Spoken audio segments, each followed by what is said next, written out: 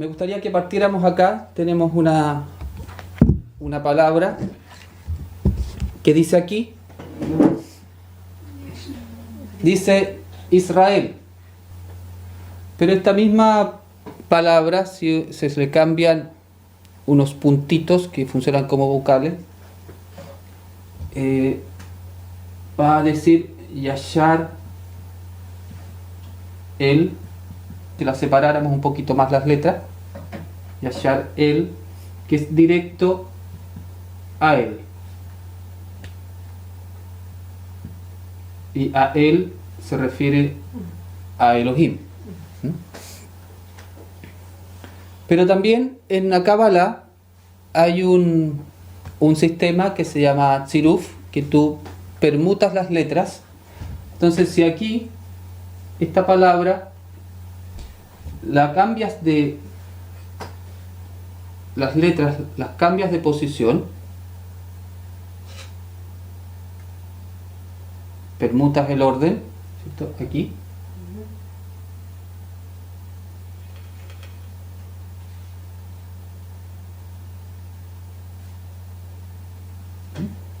Entonces aquí te queda Shir, el, y Shir es canto.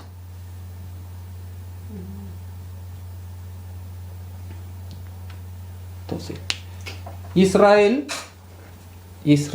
desde el punto de vista del secreto cabalístico o del código de la palabra Israel, se refiere a la persona que orienta su conciencia directo hacia Elohim.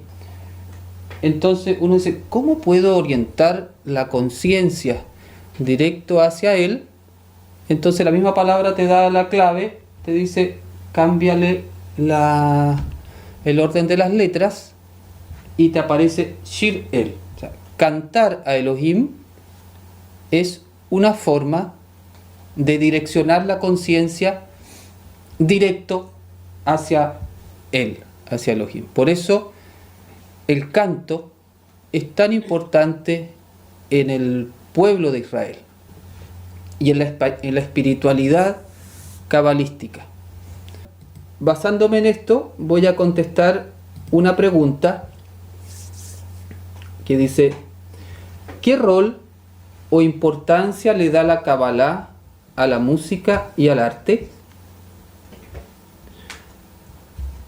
Entonces, el arte en general y la música en particular tienen gran importancia en la Kabbalah.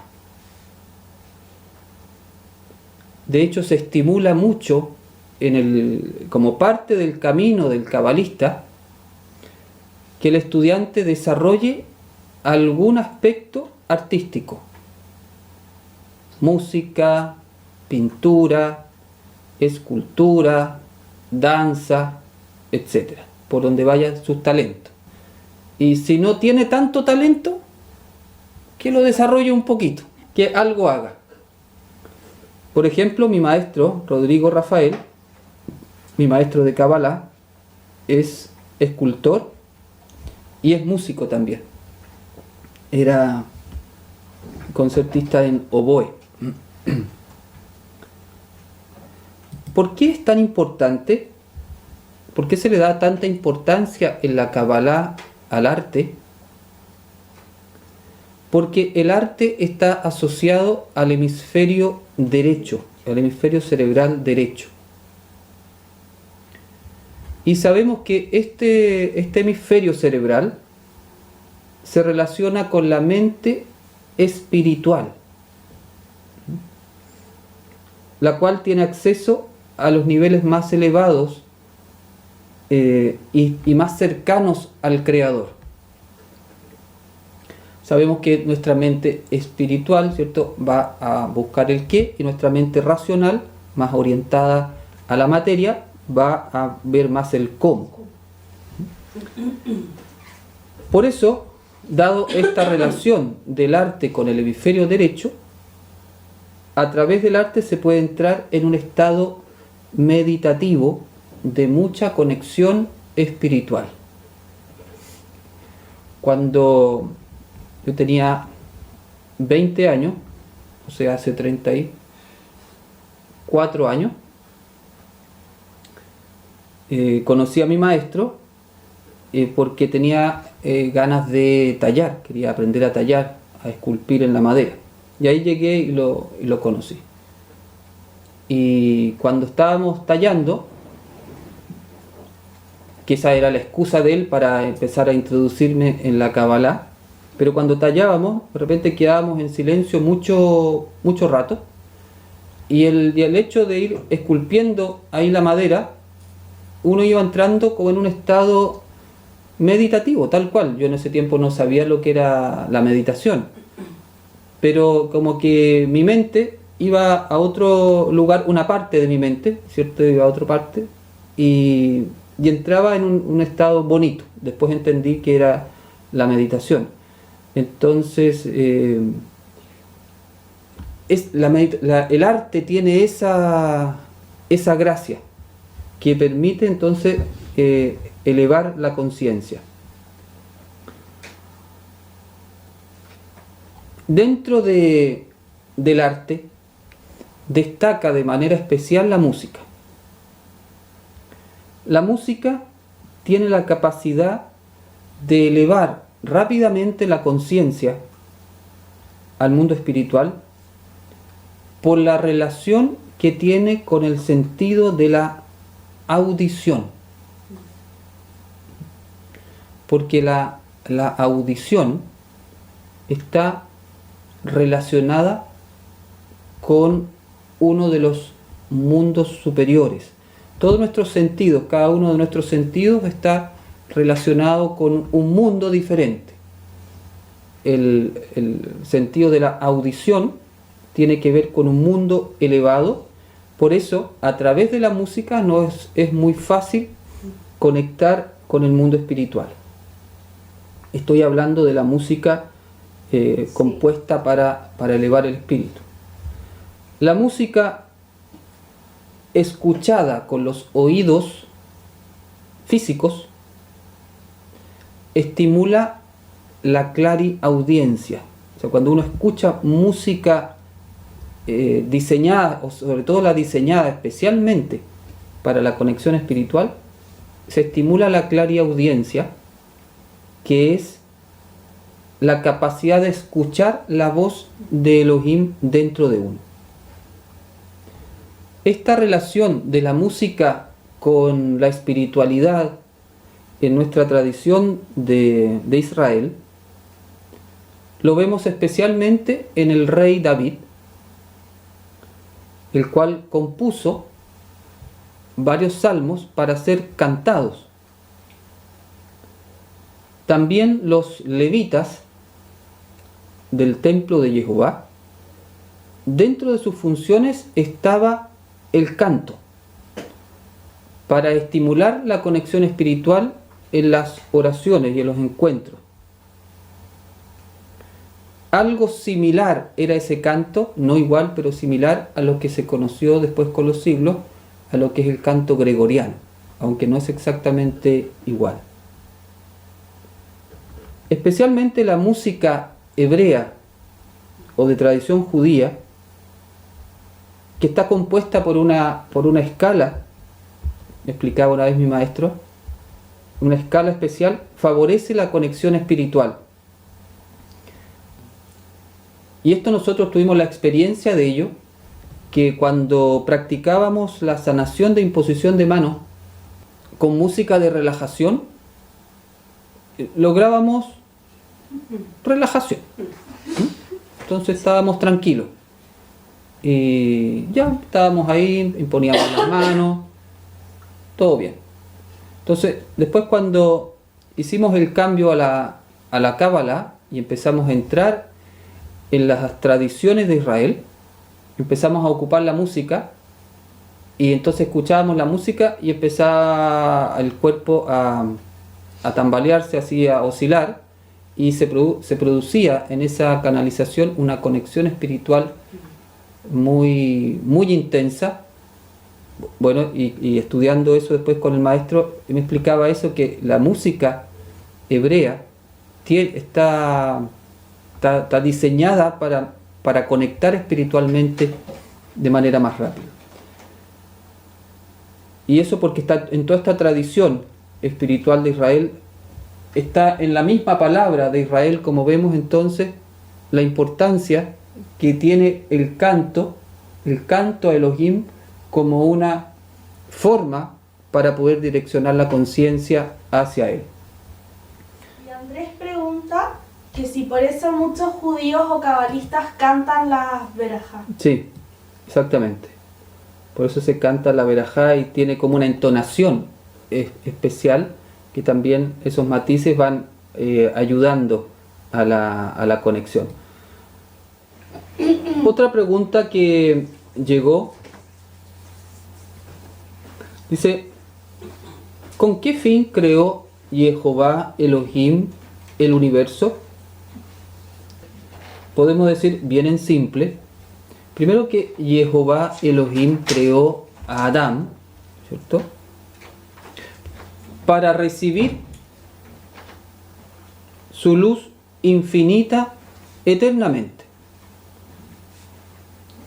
Cuando uno dice recibir la luz infinita, significa que Elohim estaba pensando cuando creó a Adán que éste viviera en una felicidad y una plenitud que no concebimos todavía.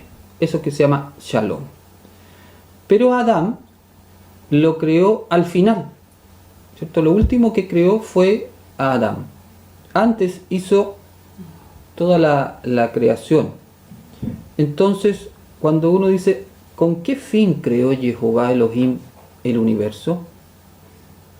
Dice la Kabbalah que lo creó el universo, lo físico y lo espiritual. Imagínense, no solamente el universo físico que uno conoce con los sentidos, sino todo el universo metafísico fue para que el universo enviara a Adán la luz infinita, como lo estuviese proveyendo eternamente de la luz infinita, porque Elohim estaba creando, ¿cierto?, pero tenía en mente la guinda de la torta, que era Adán y Javá, ¿cierto?, Adán como el ser humano.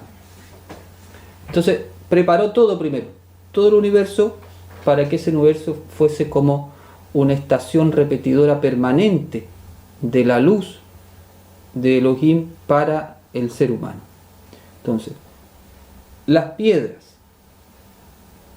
las plantas, los animales, los planetas, las estrellas, los ángeles, los arcángeles y todo lo que no conocemos que existe en el universo está al servicio de Adán. Para que todo eso esté en armonía, Adán tenía que hacer una sola cosa, que era permanecer conectado a Elohim. Cuando Adán elige no estar conectado a Elohim, este plan entonces original tambalea y se va contra las leyes del universo Adán. Pero el fin con el cual el universo fue creado fue para servir a Adán, para ser una estación repetidora de la luz del Creador. Entonces todos los seres o reinos que existen en la creación están al servicio de Adán. Por eso cuando se dice cuando Adán cae toda la creación. Y cuando Adán sube toda la creación. Cuando se habla de que en Kabbalah Nazarena que Yeshua es el Mesías y se produce la redención, se produce una subida de la creación en general, pero que está todavía a la espera de la respuesta del ser humano, y está a la espera entonces de esto que se llama la segunda venida.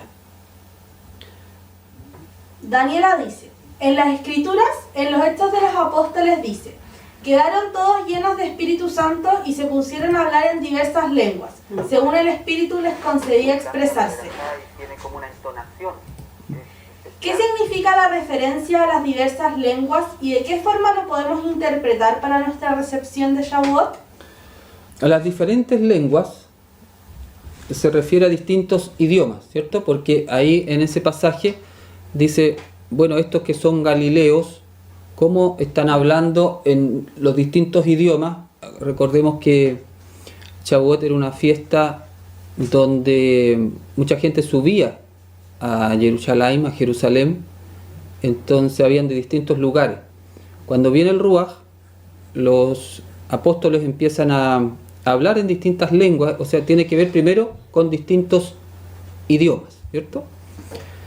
Y esto hace referencia a un pasaje de la Torá que habla de la Torre de Babel, donde había un idioma y debido a una desconexión humana, a la soberbia humana, se produce una división del idioma original en distintas lenguas, entonces ya los seres humanos no nos comprendimos, ¿cierto? Hay un código en el cual ahí en que ya nos dividimos, nos desunimos, ya no hay nada, no hay un idioma común. El idioma tiene que ver con una palabra, la palabra hablada, y la palabra tiene que ver con el mundo físico, con una realidad física. Entonces, cuando hay un idioma común, es un código que hay una palabra común, hay una, podemos decir, una forma común de entender el mundo, unidad. Eso se fragmentó entonces en ese episodio que se llama la Torre de Babel. Con el Ruach HaKodesh, cuando se destaca esta idea de que los distintos emisarios hablan de distintos idiomas, tiene que ver con el efecto contrario. Entonces, que se produce una unificación en el Ruach HaKodesh, en el cual todos comprenden lo que ellos están hablando, todos comprenden, entonces pueden escuchar en su idioma la palabra, el mensaje que ellos estaban dando. Entonces es una idea de ahora de unión, de unificación. Esa es la idea. Dice: que dos eventos tan importantes ocurran en el mismo día con muchos años de diferencia, ¿tiene que ver con qué? Tiene que ver con las características energéticas del mes. Entonces hay días de poder que son como ventanas cósmicas de entrada de energía, y esas características permiten que esos acontecimientos ocurran. Andrés dice: ¿cómo Netzach se relaciona con la evolución y la extinción? La evolución, por ejemplo, que el hombre derive del mono, no pertenece a la Kabbalah. La Kabbalah no va en esa línea. Lo deja a la ciencia, pero la Kabbalah dice que en algún momento la ciencia se va a dar cuenta que eso no es así, que Adán es Adán y el mono es el mono. Ahora, el término de la extinción tiene que ver con ciclos. Es como cuando veíamos la otra vez, ¿te acuerdas? En Netzach decíamos, empieza la primavera, termina la primavera y le da el espacio para que entre el verano. Termina un ciclo, entra el otro, pero se mantiene, si bien uno dice, puede decir, muere la primavera, pero nace el verano. Pero se continúa el ciclo de la vida, del ciclo, en este caso, de la estación. Entonces, que haya una extinción o un ciclo no significa que no haya Netzach. Se termina un ciclo, pero permanece entonces la vida, por ejemplo, en el planeta. Cuando hacemos la meditación, visualizamos las letras hebreas. Me gustaría saber cuál es la traducción de la oración. No tiene una traducción. No, las letras es un yihud, que se llama como una unión, es una trenza de letras, de nombres. La primera letra de un nombre, la primera letra de otro nombre, después la segunda con la segunda, la tercera. Entonces no es una palabra, no tiene una traducción. es una trenza que se hace con nombres. Por eso no tiene un significado. Griselda dice, la idea de encender también el árbol de la vida es para la unión de todos los hermanos del mundo. Sí. La división se produjo por una desconexión, ¿cierto? La división se produce por una desconexión. Cuando tú dices el árbol de la vida, encender el árbol de la vida, aunque uno no lo tenga encendido completo, el hecho de ir haciendo trabajo para encenderlo, te va dando una conciencia diferente. Dentro de esa conciencia diferente está la conciencia de la unidad. Sabemos que la conciencia de la unidad es una de las conciencias más elevadas que está a la altura de la conciencia del amor. ¿Te acuerdas que Ahavá y Ejad tienen el mismo valor gemátrico? Entonces el amor y este concepto de la unidad están como a un mismo nivel. Entonces, en la medida que uno va encendiendo su árbol, va teniendo una relación con los demás de mayor unidad. Y por supuesto, entonces, que va a traer como consecuencia una unión de todos los hermanos del mundo, a nivel, por ejemplo, de personas, pero también de instituciones, de países, etc. Andrés dice que cómo explica Netzach la evolución de la conciencia y específicamente la extinción de los dinosaurios. La extinción de los dinosaurios la explica, por eso te ponía el ejemplo de las estaciones, ¿cierto? Para que se pueda dar el fruto, tiene que terminar un ciclo. Entonces, si el invierno es permanente, el árbol no va a dar el fruto. Se tiene que terminar algo en función del fruto.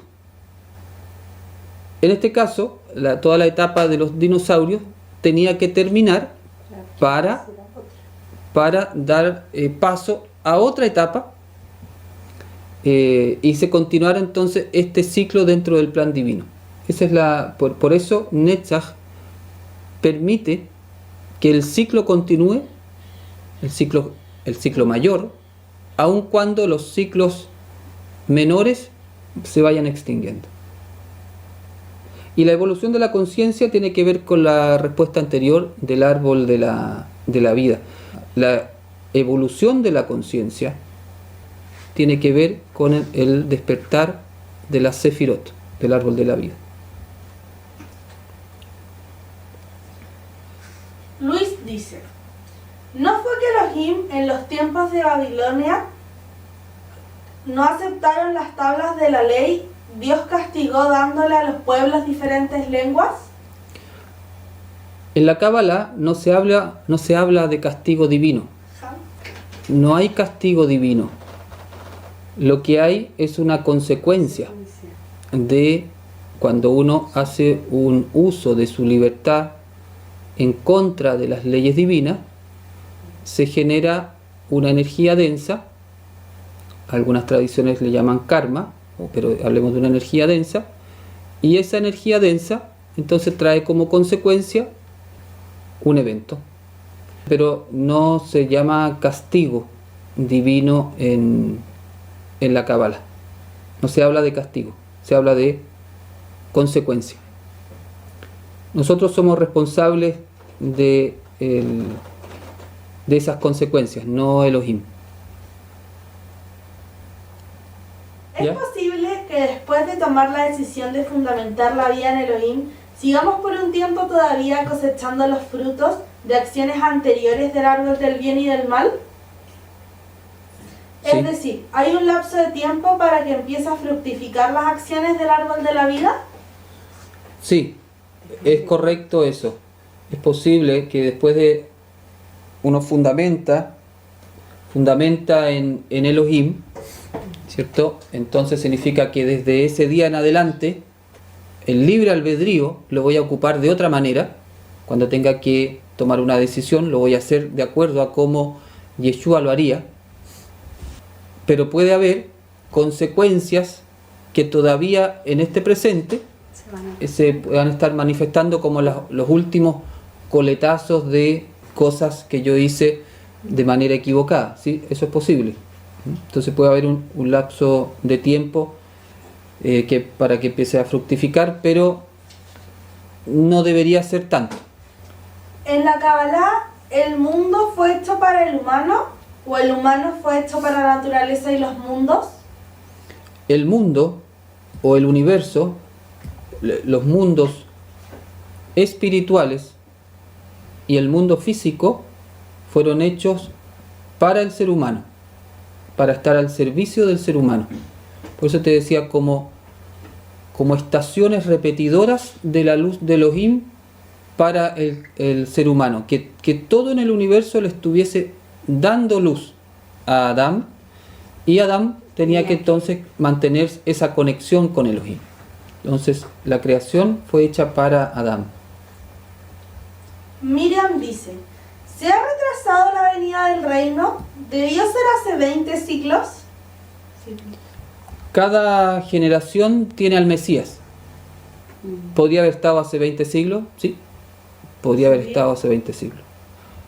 Es el momento ahora de lo que hemos conversado, de que se llama Mashiach ben David, el Mashiach rey.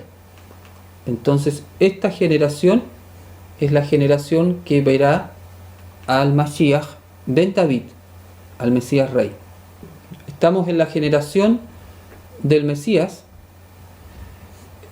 Esta generación verá al Mashiach rey. Entonces enfoquémonos en dar lo máximo que podemos para que eso ocurra pronto.